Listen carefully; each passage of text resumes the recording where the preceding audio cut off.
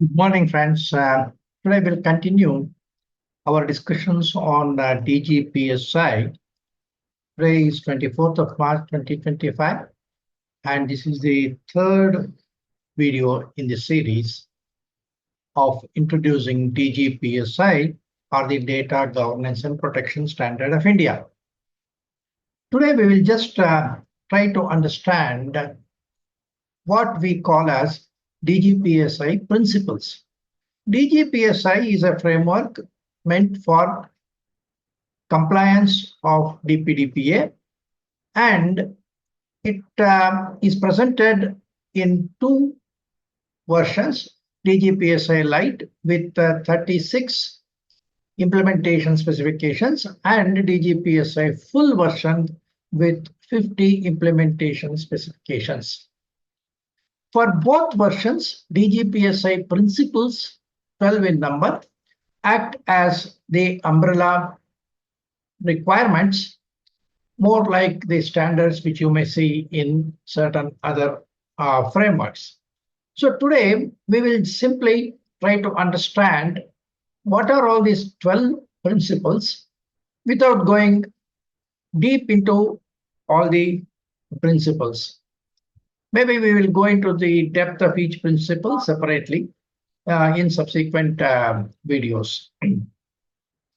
The first and the most important principle of DGPSI is that a process in which personal data for which DPDPA is applicable is the focus of compliance. DPDPA is actually a legal compliance, therefore it requires to be applied at the enterprise level. In the case of ISO, we are used to implementing ISMS in different pockets within the organization. But the data protection regulations apply to the enterprise as a whole. However, for the purpose of compliance, it becomes necessary and of course convenient if we look at an organization as an aggregation of multiple processes, and each process has got a personal data requirement in terms of what data elements are required, how long it has to be retained, who all has to access, and so on. So these principles of purpose, data minimization, data retention minimization are purpose specific, and therefore if there is a process which is linked to a purpose, we can say the principles of privacy are specific to multiple processes. So if you look at the organization has got multiple processes, and therefore if you are compliant in each of the processes, then you will be compliant across the enterprise. So this is one very important principle, and it helps us in another way, because in practice there is a possibility that an organization may have multiple processes. In some processes, it may be processing, let us say, their personal data to which DPDPA is applicable. We sometimes call them as DPD or DPDPA protected data. So there can be a process where DPD is being processed with the determination of the purpose and means, which means that this processor is a data fiduciary. Now, there may be some other process in which the DPD or the DPDPA protected data may be processed, for which purpose is determined by this organization, but maybe somebody else is involved as a joint data fiduciary. So in that case, we can recognize this organization as a joint data fiduciary with reference to this particular process. Similarly, there can be another process in which the organization may be only a data processor to somebody else who is a data fiduciary.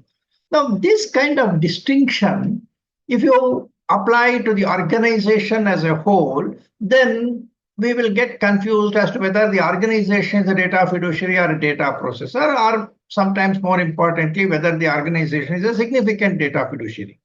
But when we bifurcate the functions of an organization into multiple processes, we will be able to say whether in this particular process, this organization is functioning as a data fiduciary, significant data fiduciary, joint data fiduciary, or simply a data processor. So because of this, DGPSI prefers to apply the compliance to each of these processes, including the access control. Say the process, at the process level, it is easy to determine who in the organization needs to have access. That again depends on the permissions granted by the data principal and the associated purpose, and how the organization has allocated the responsibility for processing of that particular purpose to a set of its workforce. So the data access control with reference to the data elements available within the process is available as required under the process specific control access document. So by doing this kind of say micro control at process level, we feel that the compliance will be more effective. This is the first principle of DGPSI. We will stop today's discussion here and continue with the additional principles in the next video. Thank you.